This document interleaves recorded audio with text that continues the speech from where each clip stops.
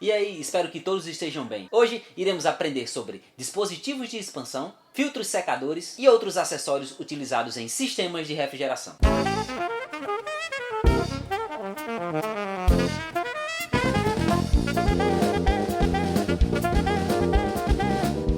Já sabemos que um dispositivo de expansão tem como função reduzir a pressão do refrigerante, desde a pressão de condensação até a pressão de evaporação. Além disso, alguns dispositivos têm a função de regular a vazão de fluido refrigerante, de modo a satisfazer a carga térmica, caso precise extrair mais calor ou menos calor. Os principais tipos de dispositivos de expansão são a válvula de expansão termostática, a válvula de expansão eletrônica e os tubos capilares. A válvula de expansão termostática apresenta alta eficiência e grande capacidade de adaptação a qualquer tipo de aplicação. É sem dúvida o dispositivo de expansão mais utilizado em sistemas de refrigeração de expansão direta, ou seja, onde o evaporador resfria diretamente o ar. Estas válvulas regulam a passagem ou fluxo de fluido refrigerante para o evaporador. De forma simples, a válvula de expansão termostática apresenta um bulbo com um fluido no seu interior. Esse fluido pode ser um fluido refrigerante do sistema ou diferente. Este fica localizado na saída do evaporador, a fim de monitorar a temperatura que o fluido refrigerante sai do evaporador. Caso a temperatura na saída do evaporador seja alta, aquece o fluido refrigerante no bulbo, o mesmo aumenta a pressão e desloca um êmbolo, ocasionando a abertura da válvula de expansão, e isso faz com que mais fluido refrigerante seja demandado para o interior do evaporador. Isso é um sinal de que necessita de mais fluido refrigerante para resfriar mais o ambiente. Caso contrário, se a temperatura na saída do evaporador está muito baixa, o fluido dentro do bulbo do dispositivo de expansão tende a refrigerar e sua pressão tende a baixar. Isso faz com que aquele diafragma ele acenda ou levante, fechando a válvula e mandando menor quantidade de fluido refrigerante para o interior do evaporador. Isso significa que o ambiente já está frio o suficiente, portanto não necessita de uma quantidade de fluido refrigerante tão grande assim. Observe que podemos controlar a sensibilidade de abertura e fechamento dessa válvula através de um parafuso que está acoplado a uma mola. Outro tipo de dispositivo de expansão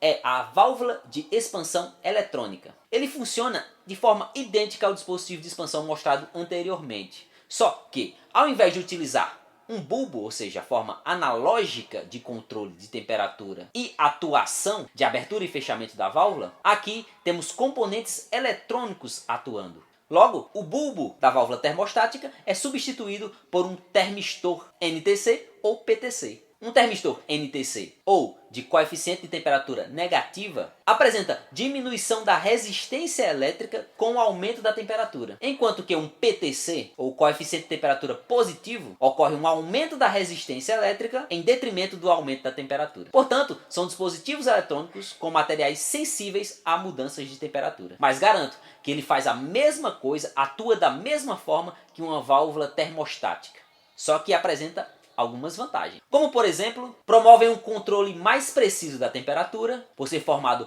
por um material que apresenta maior sensibilidade, podem resultar na economia de energia de 10% ou até mais. Outro dispositivo de expansão muito utilizado são os tubos capilares. São os dispositivos mais simples que existem e utilizados na maioria das geladeiras e freezer. O diâmetro interno dos tubos capilares varia de 0,5 a 2 milímetros e podem apresentar comprimentos de 1,5 metro até 3,5 metros. Alguns cuidados têm que ser tomados com esse dispositivo. A presença de umidade no sistema, ela nunca é querida. A gente sempre deve evitar umidade, ou seja, gotículas de água, vapor de água no interior de um sistema de refrigeração. Pois a umidade, ou resíduos sólidos, ou estrangulamento, ou seja, você pegar o dispositivo de expansão e amassar, poderão ocasionar a obstrução total ou parcial dos tubos capilares, prejudicando a passagem do fluido refrigerante e, consequentemente, o desempenho do sistema de refrigeração. É importante sempre utilizarmos um filtro secador antes de um tubo capilar, para reter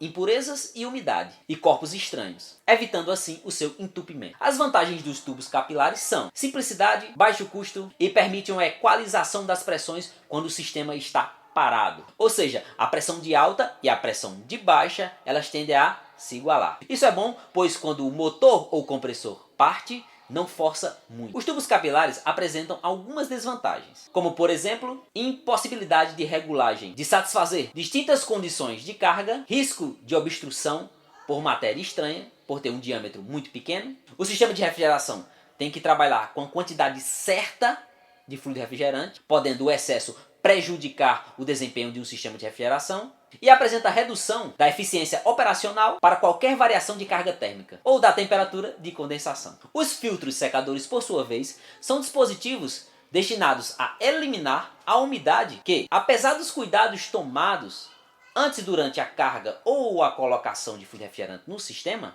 sempre vai estar presente em instalações de refrigeração, o que pode ocasionar diversos problemas. São constituídos por um corpo com elementos filtrantes, geralmente sílica gel, moléculas Sieves ou silicato de alumínio, zeólitos, carvão ativado. Os filtros secadores são colocados normalmente nas linhas de líquido, ou seja, em pontos da tubulação do sistema de refrigeração, onde o fluido refrigerante está passando no estado ou na fase líquida. Os filtros secadores são constituídos por um invólucro metálico, no interior do qual se encontra uma tela de malha fina, feito de níquel ou bronze. Os filtros podem ser montados tanto na linha de sucção como na linha de líquido.